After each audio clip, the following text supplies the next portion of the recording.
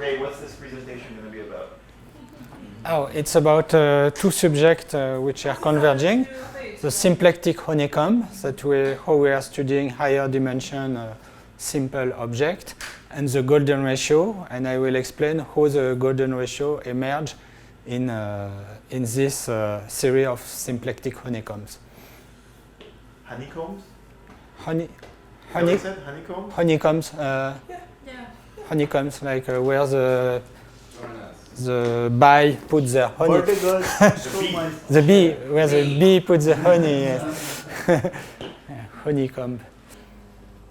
Ray, I'm ready whenever you are. Oh, yes. So welcome to my presentation, my short presentation today on some current results. And so I'm working about around the symplectic honeycomb. The name is a little complex, but it's something simple. And the golden ratio that you know, which I have found by accident in during this study.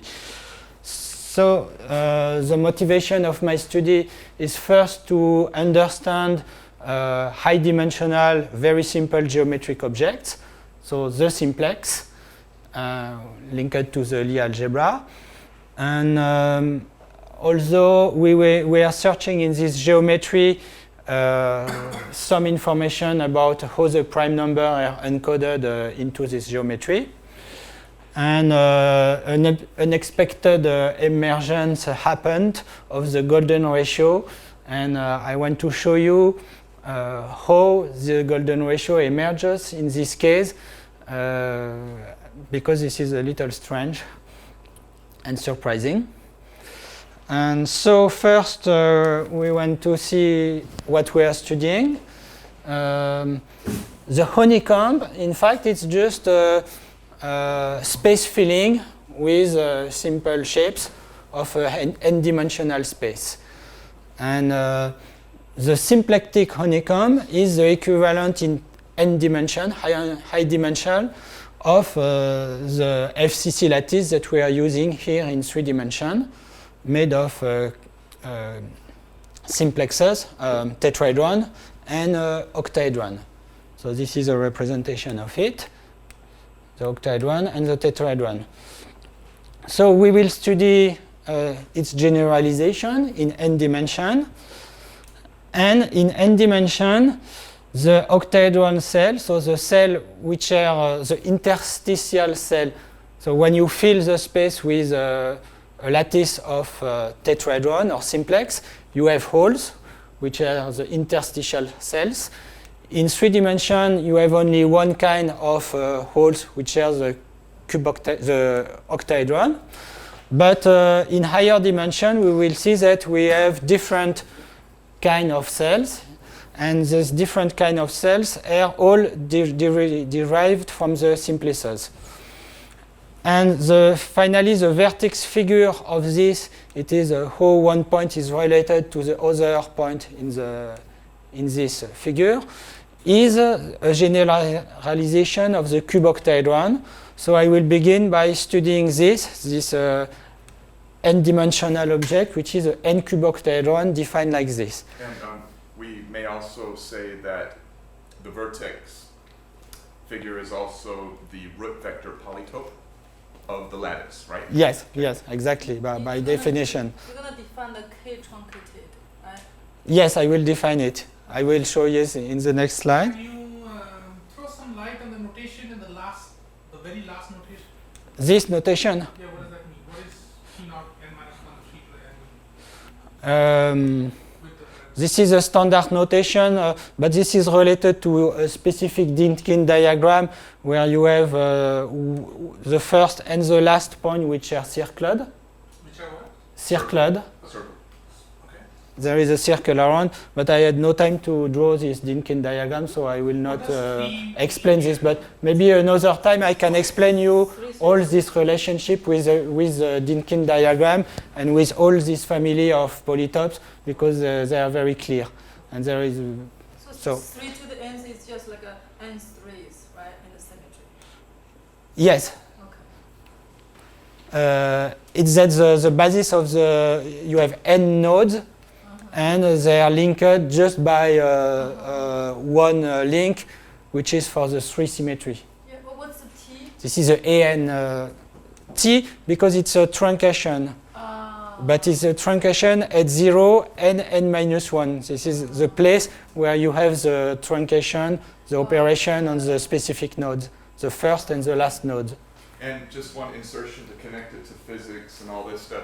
So to me, the root vector polytope is an important definition around here to synchronize our understanding on, because the root vector polytope of the E8 lattice, the Gaussian polytope, is that polytope that unifies gauge symmetry. So here, the root vector polytope is always the n-dimensional cube octahedron for any n simplex-based lattice, which is an A lattice. Yes. And in the A lattice, AN, you have n nodes, so but they are numbered from 0. So the last is n-1, but there is n. So now we concretively can build all these objects, because if we go to an n+1 dimensional space, then the coordinates are extremely simple. The coordinates of the simplex are just 1, but all the permutation of 1, 0, 0, 0. So there is n+1 possible permutation, and each permutation gives one of the vertices of the n simplex. So this is the basis or the root, simple root. This is a basis. This is a basis where I will have the simple roots. Yes. No, the roots, all the roots. Just the simple roots. No, these are all the products roots. of the It's simplex. not. In this basis, we will have all the roots of the generalized simplex, which are all the vertices of the polytope. No, Yeah. I don't agree, because for all the roots you need negative as well, at least. No. But in the lattice, you will have the It's just vertices It's of for the one lattice. simplex. So the lattice is this, but you can add every integer to every coordinate. So it doesn't matter if you have -1 or +1. I'm not speaking about the algebra, Okay. but about the lattice. I thought that this is not And the the lattice. coordinates in the affine This is not the system. This is not the This is lattice. just This is a the simplex. This is the simplex. This is a simplex, Yeah, yes. but it's not Yeah. the root not vectors the- Yes. of the lattice. That's No, more but- that's more. To build the lattice, I just use these coordinates, and I can add any integer But that's, to any coordinate. but don't we need It's the- x1, x2, xn, xn+1 plus a, b, c, which are integers.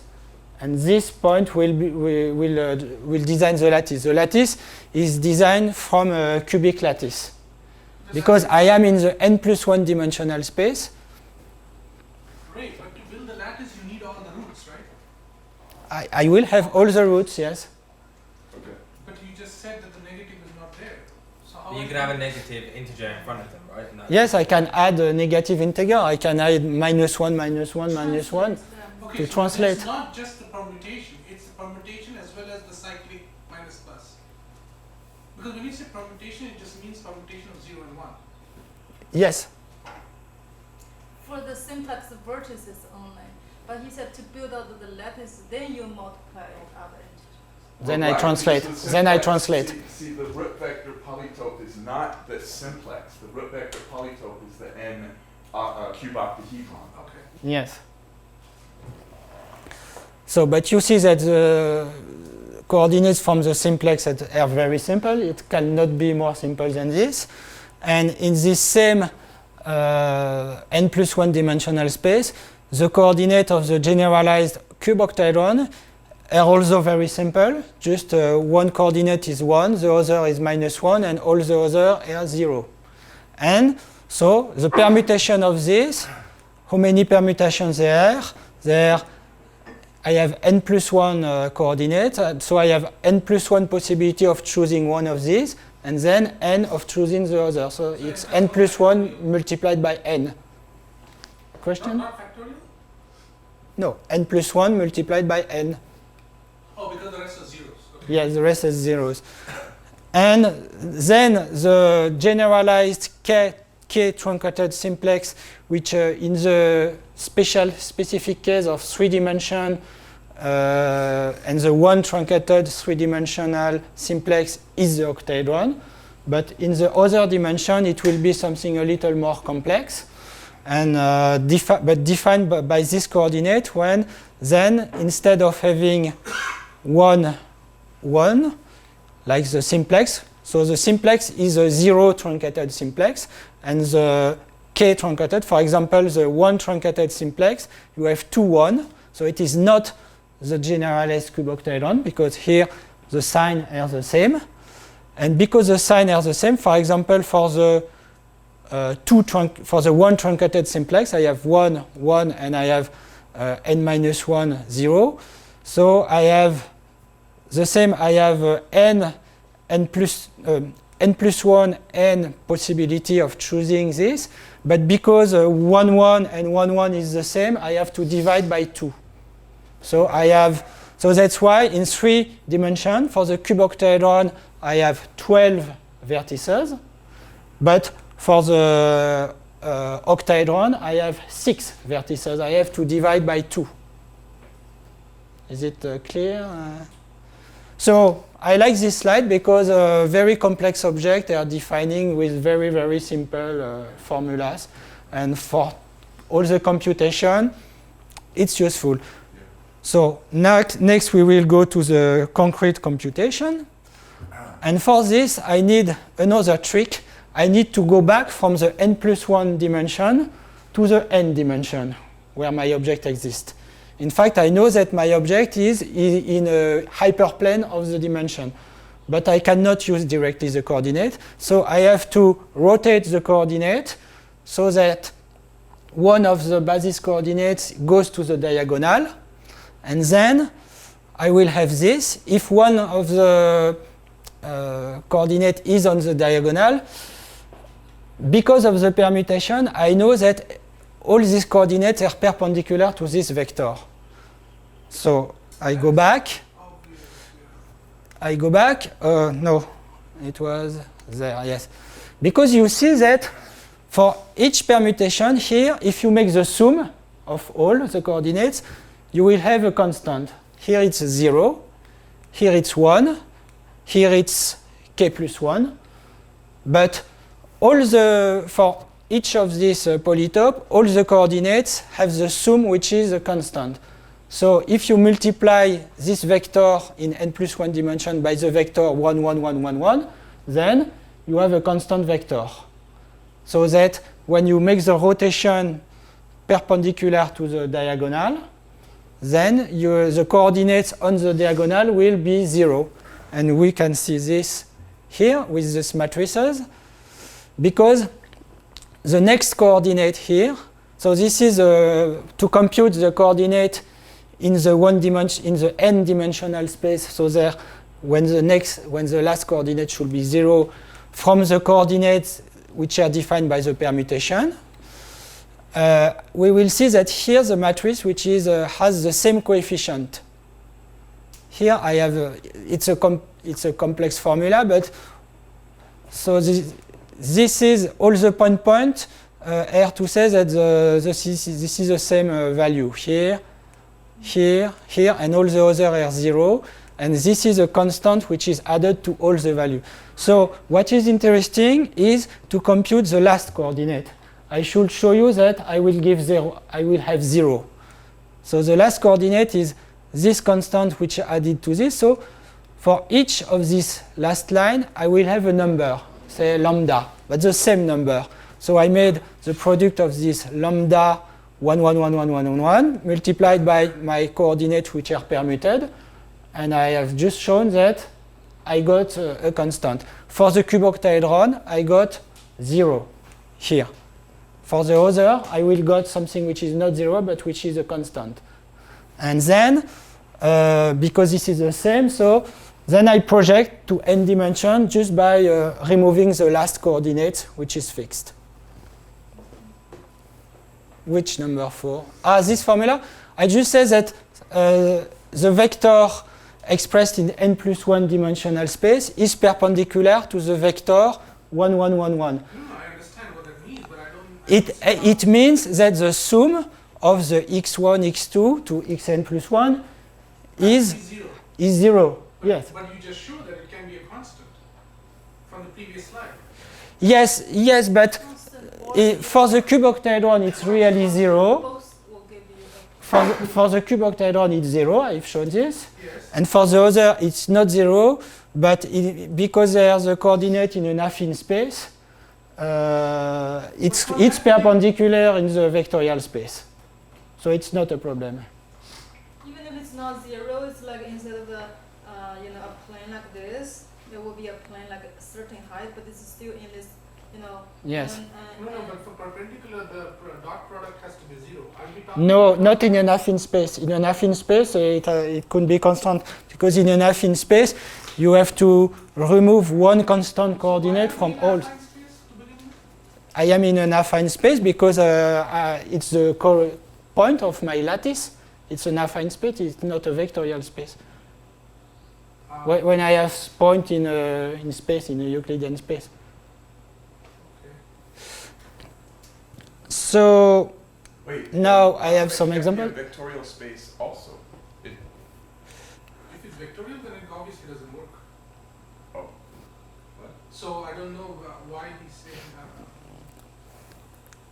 But anyway, I need to have 0, but if I have a constant here, it just shows that after the rotation, the projection to the first n coordinate is a projection to the hyperspace to the hyperplane where all the points are already.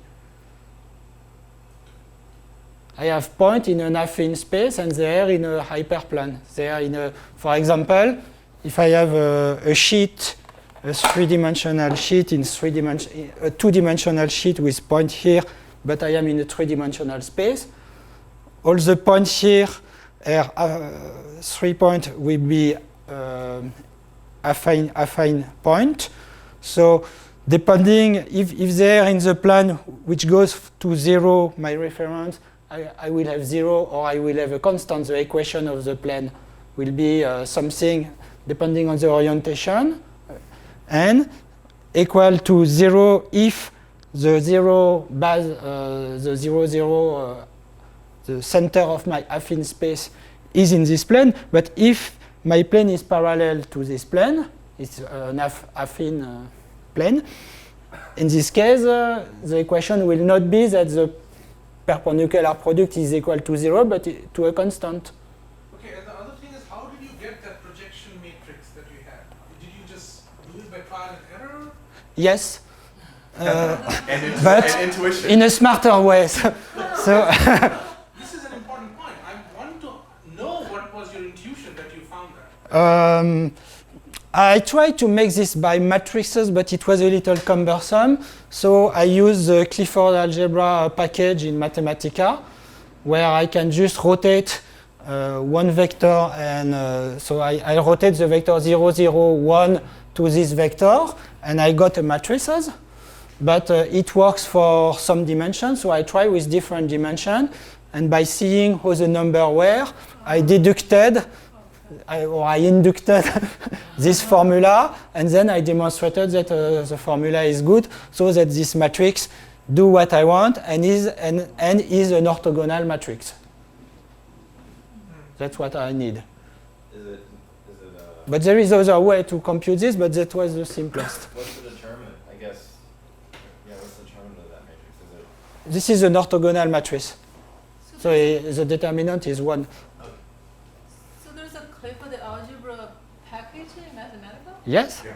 Yes, very I useful. also mentioned that in my lectures for MATLAB. Yes, but there is also one for Mathematica. Okay, so Yeah, that's good, right? Clifford algebra. And it can be useful as a proof. Vector spaces, right? Sorry? Clifford algebra. Clifford? What's the question? You can apply that for vector spaces. Yes, I do the computation in Clifford algebra, and then I apply the Clifford algebra to all the basis vector to compute the matrix But back. that could work only in a vector space. Yes, but it works also in a vector space, yes. But you said said you're in a affine space. It's just a question of reference. So if I remove the first point to put my hyperplane, my affine hyperplane, to the vectorial hyperplane or not. But the computation works the same. The rotation, yes, the rotation matrix was I was searching for the matrix which rotates this vector to this vector. This is a vector space. The rotation is in a vector space. Correct. Then But the point are in a affine space. anyways, I'll ask you later. So some example of this matrix, because here's the formula, the exact formula. So you see here I have a lot of zero, but I add something which is constant here. So in fact my matrix, this constant here is -1 divided by 6. So this is an example for the projection for the three-dimensional space. Because yes, the matrix is 4 is n plus 1 dimension. So this is the matrix to get the normal cuboctahedron from the coordinates. So, Ray, when you're talking about n-dimensional honeycomb, what is the n you're thinking of? Ah. What the value of n are we thinking about? Here n is 3. Here, yes, but what possible value? Is there a bound on n? No, it's not bounded. It works for any n from 0. From 0 to? From 0 to infinite. But you get a singularity if it's infinite. If you go back No, I have no singularity. So if you go back to the previous slide, n, there is an n in the denominator. How are you averting the singularity? This is not a singularity. Arbitrarily large then. This is not a singularity. It gives 0. Yeah, so you get a bunch of zeros and ones lined up in the diagonal. So it will be an identity operation. So what does that even mean? Where is the division by 0 for infinite? No, What? N is it works. arbitrarily large finite number. So it's finite, so it's bounded. Yes, the matrix is bounded. There is no singularity in the matrix, and I will show you that the projection by this matrix of the cuboctahedron in infinite dimension is just a flattened cuboctahedron of some size. There is no divergence. And this is easy to demonstrate by looking at individually each of the codes. But it's more easy to see just with the samples. That's why I always want samples. So this is a sample for 3 dimension for the tetrahedron. This is a sample for 8 dimension with a 9 by 9 matrix. And in fact, when n plus 1 is a square, for example 4, 9, the square root that I have in my conversion formula are disappearing, and I got only a rational thing. So if I put one common denominator here, I have only integer in my matrix. When the dimension is such that n2 plus 1 is a square. But in the other case, for example, dimension 4, so for the pentachoron, dimension 5. And so what is interesting is that in dimension 4, I can express this by Dirichlet integers. So all my projected objects in dimension 4 will be in the Dirichlet integer space. But for example, in dimension 5, I will have square root of 6 and complex things. Now, graphically, this is what we got. This is like a standard cuboctahedron, but not exactly. This is a slightly distorted, yes, flattened in this direction cuboctahedron. So I can measure this by this edge, which I name the diagonal edge, because when this is really a cuboctahedron, this is a diagonal of a square, so this is square root of 2 for the cuboctahedron. And this edge for a cuboctahedron is 1 because this is the edge of the square. And in fact, this is defining one rectangle here, which has a ratio of the biggest length on the smallest, and this other rectangle, which in the beginning is a square, but it's a rectangle, have another ratio. And then we can see that when the dimension is changing, this at the outside is a cuboctahedron in 3 dimensions. This red flattened cuboctahedron is the limit for the infinite dimension, and between that we have several octahedron like the green one. But the green one has a very, very specific size. And so I study now how the face ratio, so the ratio of the rectangular face that I show you, how they are evolving with n. So the one which is for n equals 3, which is a square root of 2 in the beginning, will evolve and will be 1 at the end. And the other, which was 1 in the beginning, will evolve and will be something like square root of 3 at the end. But at one point they are crossing. So this is a very special point. And because also at this point they have both the same value. So I compute this value, and then, surprise, this value is square root of phi. You see it's something like 1,20, 1,25, 1,6, 1,3. This value, the common value of the ratio from the both rectangle is square root of phi. And then naturally, the ratio of the diagonal edge on the side edge is the product of the two, and is phi.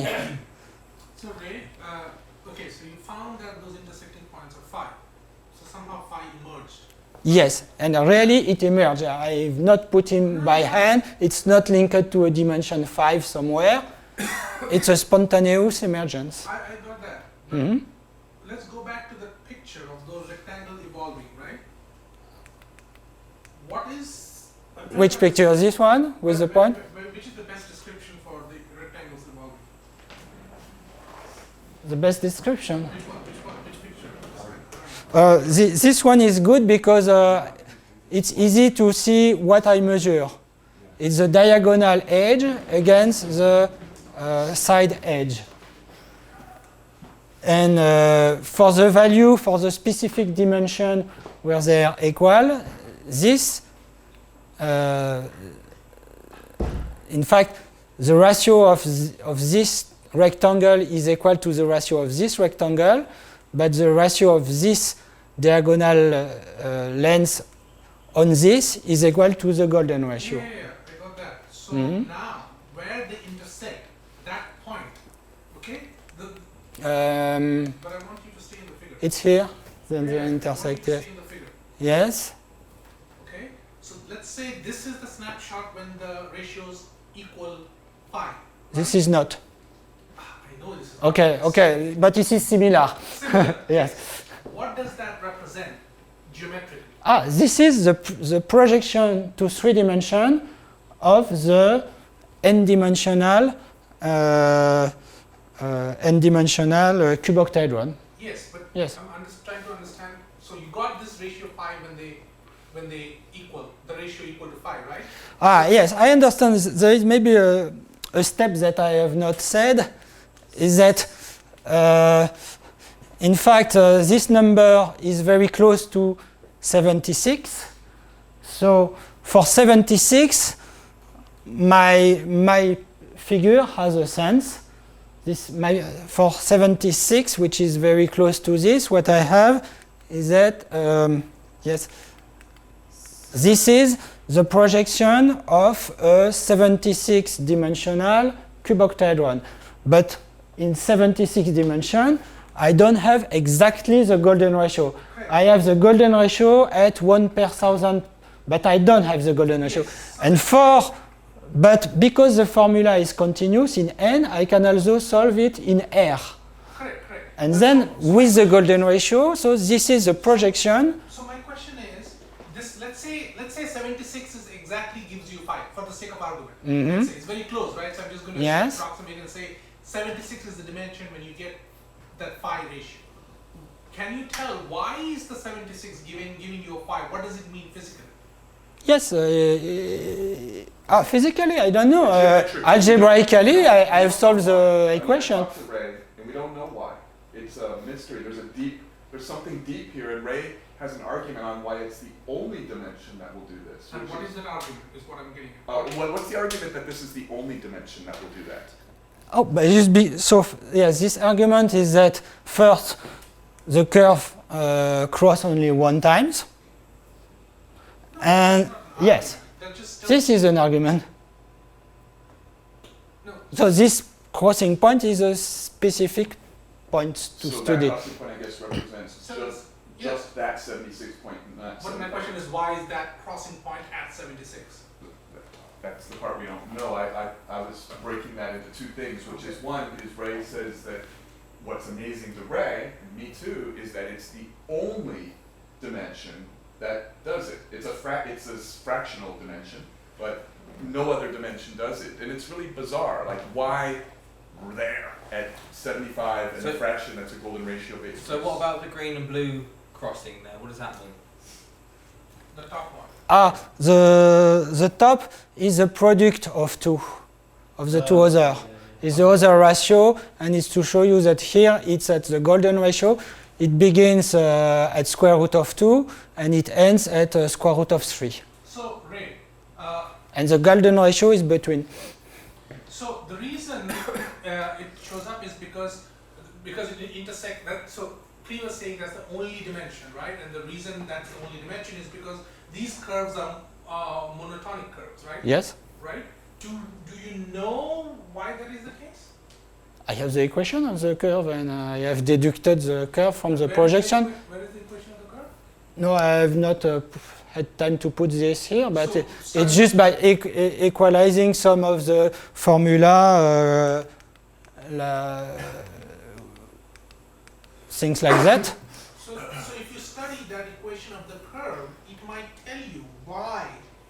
First, it's a monotonic curve, and hence it intersects only at one point. So everything might boil down. The answer to that question might boil down to the equation of the curve. Yeah, So if you have the equation of the curve, maybe we can look at it and say why yeah, is that's a good place to look, you know. Yes. So it's a simple equation. that? So, Yeah, so the yes, equation will yes. tell us why. Take a look at it when you get a chance, because when we were walking, Ray Mhm. just told us about this week, and it was just the point is we don't know.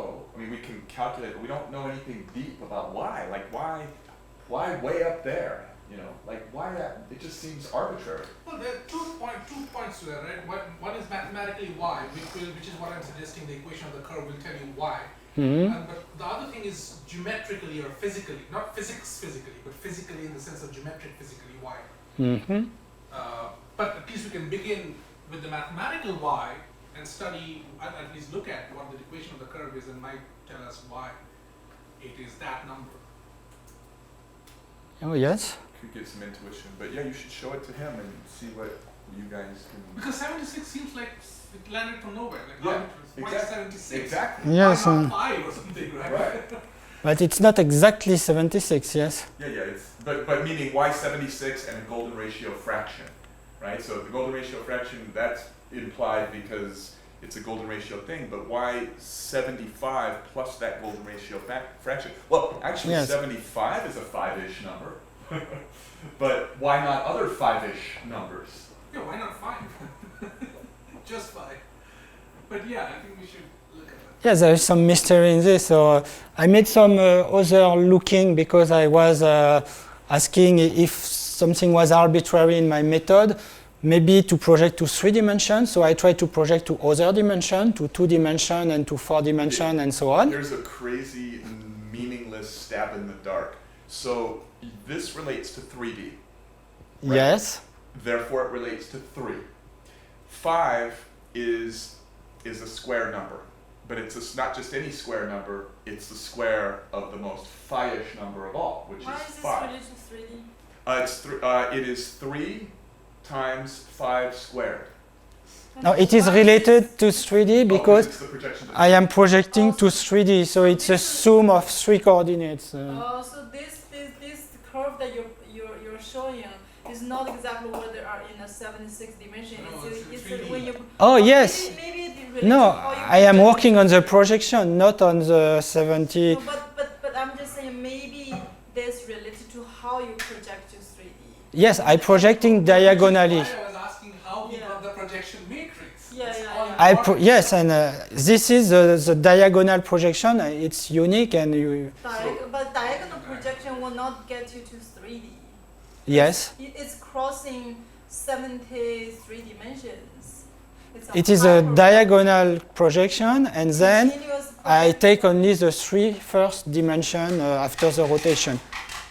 It's just a rotation in n plus 1 dimension to the diagonal, and then But then it will become 75, and so then you just continue on going from 75 to 74, and then to 73. Like no. that.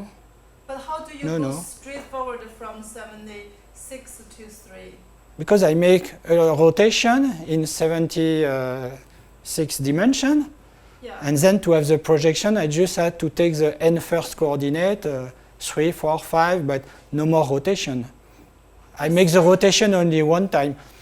I don't I have. saw that you rotate the n plus 1, and then so that there is one that is at the diagonal, so then that's how you get from n plus 1 to n. No, no, no, no. I have not seen So said you that. get, No. you can project from n dimensions straight forward to 3 dimension with certain matrix. With the matrix that I have, yes. But why did you pick that direction? Just because this is a natural direction, because the cuboctahedron live in a n hyperspace of the n plus 1 space where I have the coordinate.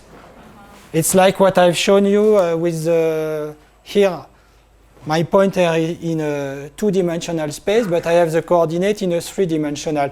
So the natural projection is a projection perpendicular to the plane where my points belong. Yeah, but I still So cannot this is a- understand from 76 dimension, which that cuboctahedron, that hypercuboctahedron is very complicated.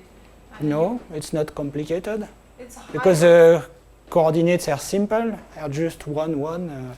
But 1 you minus get 1. the same result for any dimension and only for Ah, that's a good question.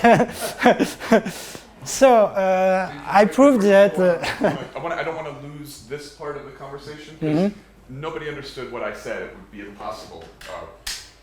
What I said earlier, this don't say 76. Yes, That's it's not the 76. that you have to say 75 because this is all explained. There's no mystery why this is what it is, the fraction. The mystery is why 75 and why Why did you pick 75 and not 76? because we're not rounding it. We're asking ourselves Picking what 75 is floor, which is like rounding it. Yes, Yeah, Yeah. taking 75 is the floor, No, and you guys- it was not helpful to round it. The deep question is not why. I'm sure nobody has any question, since it is a golden ratio result. Nobody is curious why this fraction 96 is expressed thusly. That is not a question in my mind. What the question in my mind is since the 96 is explained by this, the question in my mind is why 75? How is the 96 explained? Yeah, the 75 is equally not explained, equally well explained then by the 90 as the 96 is. Well, We can't- look at can't the be separate. formula, 3 times 5 squared. Okay, let me Well, yeah, but then, let me overview and then we'll go backwards because I may never get past. I may never succeed in getting past the point until you get to the end of what I'm saying. So I make the statement that it is not that the fraction, okay, this is a golden ratio result, right? And so the fractional aspect, in other words, if this is 5, point this, okay, or any number, point this, this portion of this number is, for me, covered in this, right? And the mystery of phi is there. My real question is not so much the fractional a portion of this dimension. It is the whole number portion of this dimension. And so one of the mysteries that we have here at quantum gravity research is about the sum of squares law. We do not really deeply understand why the sum of squares law relates to squaring and not cubing and not fouring. We don't know that. I put that question squarely to Julio. He did not have an answer. In fact, his answer was, it must be deep. Right? Mathematical speak, it must be deep. I put the answer to Tony Smith, the question to Tony Smith. Tony Smith said, I've looked at your sum of squares paper, it's really nice. I do not know why it is squaring and what is so special about squaring, because this is a sum of squares law is for an infinite number of dimensions. So why squaring? Oh, and we don't know. There's been some guesses, and I bet you Fong can guess. But the thing is we don't really deeply have a solid understanding of what is so special about squaring. So I don't know how many of you deeply understand our sum of squares law paper. It's simple, but still, I don't know if all of you have really studied it, but you should, because there's a deep thing there. So this is why I circled on the whiteboard squaring.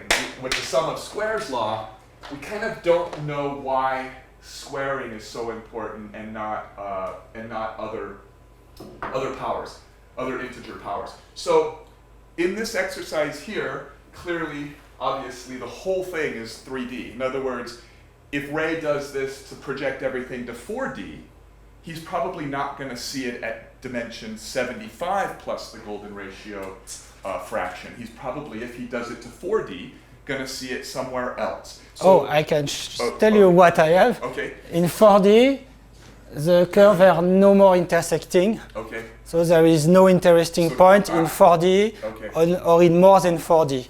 Okay. But in 2D, it's interesting. I have an intersecting point. It's not golden ratio related. No, but this is a very strange value related to square root of 3 and related to cubic algebraic curves. So this is simple, and this isn't a big deal because this is literally out of my intuition and I don't know what it is. But I want you all to at least come away and understand that if you ever want to solve a mystery that is still outstanding here in quantum gravity researchers' work, solve the deep reason why the sum of squares law behaves the way it does. It's a really neat paper. It's a really neat law. Why squaring? Okay. 3D is what Ray has done here. So right away, the number is 75, which is obviously 3 times 5 squared. So 5 is deeply the origin of the golden ratio. It is the integer which represents the golden ratio in some sense. And square numbers are really important. So we square, but who says they're important? Why not cubic numbers? Well, I take back saying square numbers are important. I say that there's a mystery, and who knows why, but maybe something about squaring in geometry that relates to the sum of squares law is important. So we take the deeply 5 related integer. The only one that's deeply related to the golden ratio is really 5. And then we square it, and we get 25. And then Ray does a machination, an operation that fundamentally relates to 3, because whether he takes dimension 1,000,000, he's going down to 3. So there you have 75. Probably stupid, probably not true, but you can't say much about it until you can solve why. You can't say much either way until you can understand deeply, geometrically, in the sum of squares law, what is so special about I think it all squaring. boils down to the functional form of the curve. That will give you the answer. Yeah. How do you say bee in French? Abeille. How? What are these chemistry? Abeille. Abeille? Abeille. How do you spell it? Abeille. The spelling is complex. Chemist. Abeille. Died last year, but he makes a lot And honeycomb, it's a nid d'abeille. It's a nest, the nest from the bees. We use because comb. What is comb? Comb is something geometrical, no? Or Comb. Hexagon, Comb. right? Honeycomb? Comb is the comb. comb, If it's without honey, So you need a comb. I need a comb. There is a- Yeah. Oh, That's it. oh, okay, it's something comb. It's to. Oh, okay, it's something to glue. No. No. It's a comb. like a rake, like a. Like a Nothing. small rake. Ah, with Hair. a comb. Yes. Pen. Yes. Yeah. Something with. Okay. And you can like comb a beach, which means to look for things on the beach. To look for. To look for objects. Yes. It's So, like an Beach combing. Beach combing. Yeah, is like an activity, a hobby of some people. They look for things that have washed up on the beach. Ah. That is a thing, right? You can- And you can. beach combing. They have combing operations also during raids and stuff. Combing operations, looking for. Oh. Combing what? Combing. Combing, it means like looking for something. Terrorists and stuff. Combing Oh. operations. Looking carefully, I guess. I don't know.